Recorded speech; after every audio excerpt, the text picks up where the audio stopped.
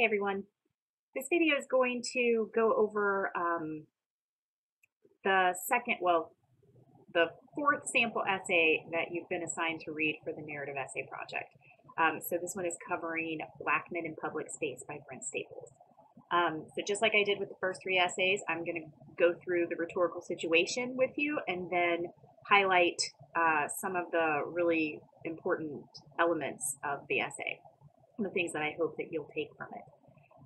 So for this essay, Black Men in Public Space, the topic is really, how various moments of this man's past have showed him how his race and gender can cause unintentional fear in public spaces. What's interesting about the rest of the rhetorical situation, talking about the angle and the purpose and even his voice and tone, they all hinge on his audience.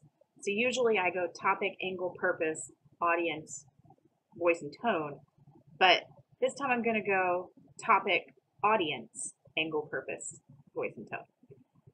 Because once you figure out who his audience is, then you can see how his angle and his purpose adapt to those audiences. It's really kind of cool. He's talking about these moments from his past that have showed him how being a Black man in public spaces causes fear, right?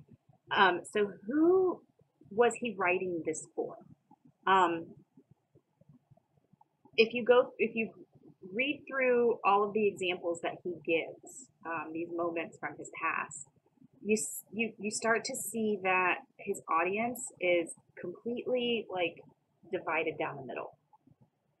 On the one hand, you have the audience of people who are guilty of reacting that same way based on someone else's gender or race or physical appearance. So that's his first audience, and then his second and equally important audience, I think, are those people who have experienced this just like he has. So you have both, and he's able to address and reach both audiences in such an amazing way. But it's knowing who that audience is that makes his angle and his purpose even more impressive. So his angle, what makes his story unique, because he even says it, that there are plenty of people who probably have very similar stories to his. So what makes his unique? What makes this essay unique? Well, first of all, its opening. I usually talk about the opening separate, but it's my first victim was a woman, white, well-dressed, probably in her early 20s. It is intriguing and, man, effective, right? So his opening is part of what makes the essay unique. His narrative structure, meaning how he lays out the story. He starts with that opening, that first moment that he realizes what his presence does to certain people. And then, he's like, that was more than a decade ago. I was 22 years old, a graduate student, and he goes on and explains, he gives us some exposition, some explanation, some background information. He even then, talks about where he, is now. He's in New York now, and he's still a night walker. And then he kind of mentions his childhood, like he has no idea how he ended up, having this effect on people. He was pretty meek as a kid.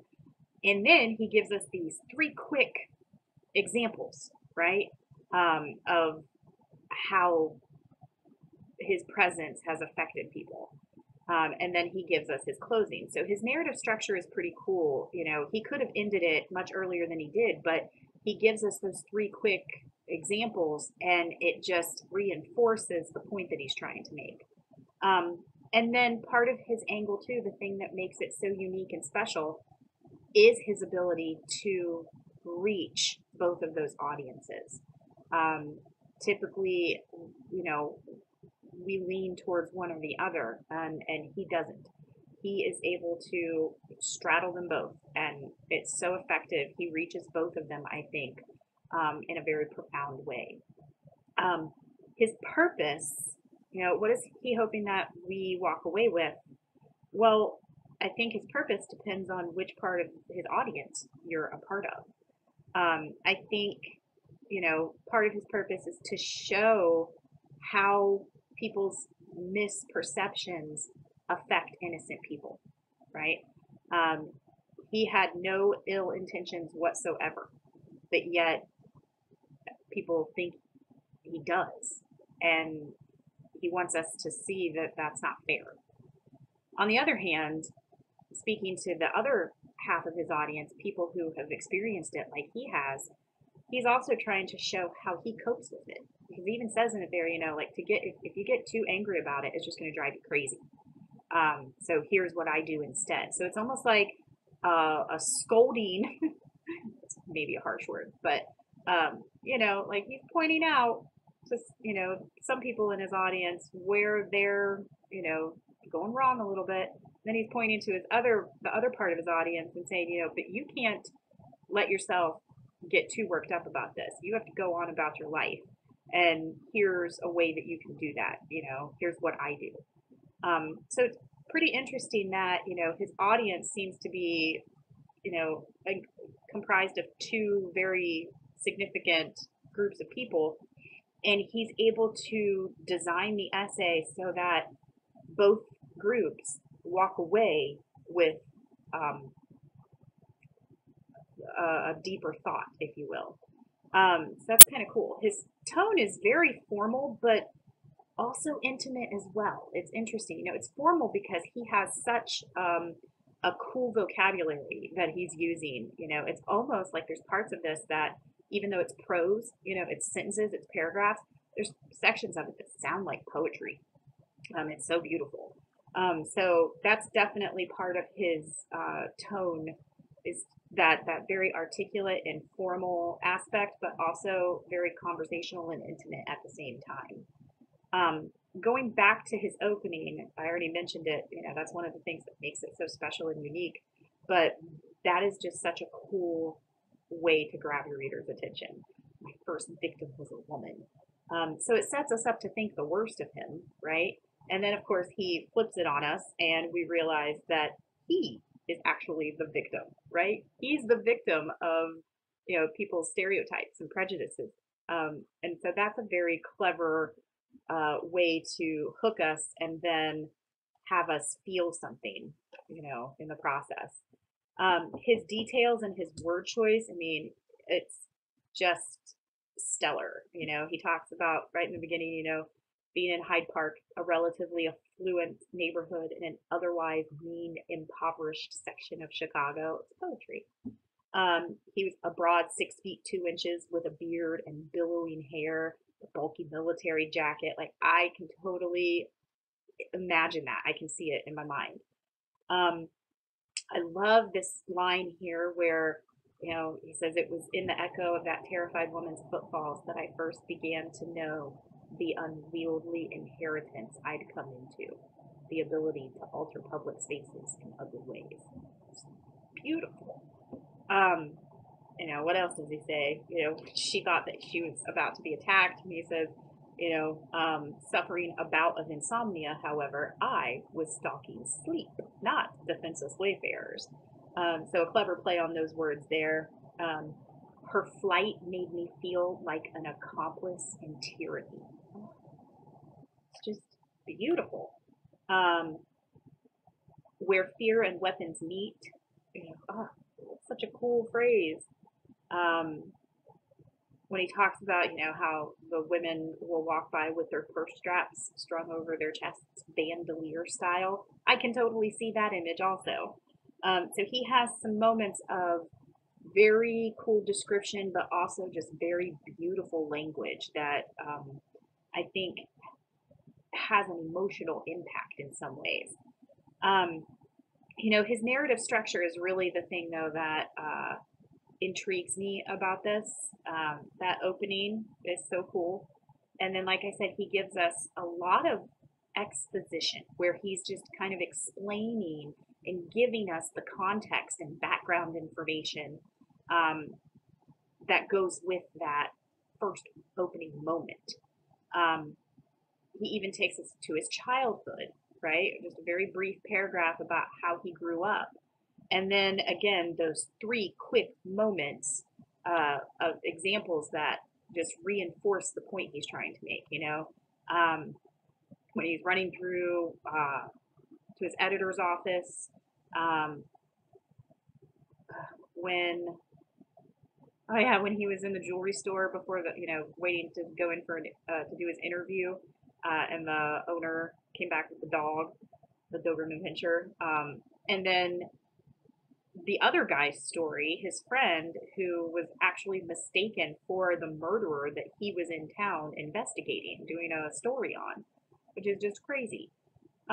So those three brief snippets just highlight and solidify and give more of that kind of the dangerous aspect of because in the beginning it's all about how his presence makes others feel like they're in danger, and then those three quick snippets flip it a little bit and show us how their misperceptions put him in danger, if you will. So it just all goes together to prove the point that he's trying to make. And then he ends it with that conclusion where, he's like, this is what I do, I understand that this is what my presence does. If I think too hard about it, it's going to drive me crazy. So I, especially with women, I understand why they might be nervous. So, I am very aware of my surroundings and the effect that I might have on people depending on how I'm dressed, blah, blah, blah. But then he ends it with that whole thing of whistling, classical music. And he likens it to the cowbell that hikers wear in bear country. So again, kind of ending with this idea, why do hikers wear cowbells in bear country? So that they make noise and the bears won't attack, hopefully. So again, he's putting the other people in the position of the bear. He's the hiker, the innocent one, right? So it's a very subtle way of reinforcing that, just like he did in the beginning, he talks about, the woman being his first victim, but we quickly realized, nope, that's not true at all. He was the victim. He comes back to that in a very subtle way at the end. But it's just a very cool story. I love how he frames the whole thing. His beginning is exceptional. His ending is really impressive as well. And everything in between, um, it's not completely linear, but you still understand why he starts where he does, gives us explanation, and then boom, boom, boom, three impactful examples, and then he draws it to an end. This dude is super professional and talented.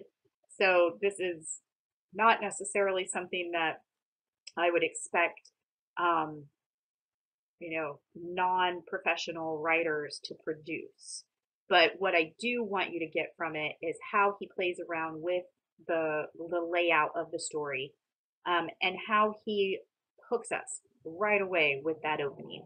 If you can get your reader hooked that quickly, you are in good shape to have them enjoy the rest of the essay.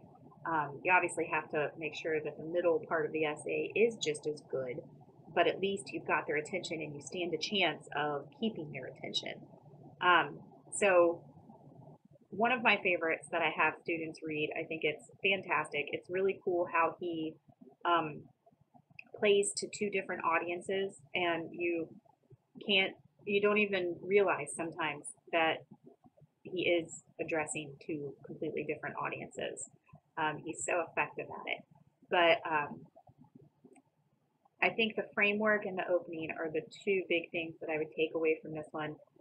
If you have any questions about this essay or any other comments that any comments you'd like to discuss with me, feel free to do so. Otherwise, you can go ahead and watch the next video on Words of My Youth.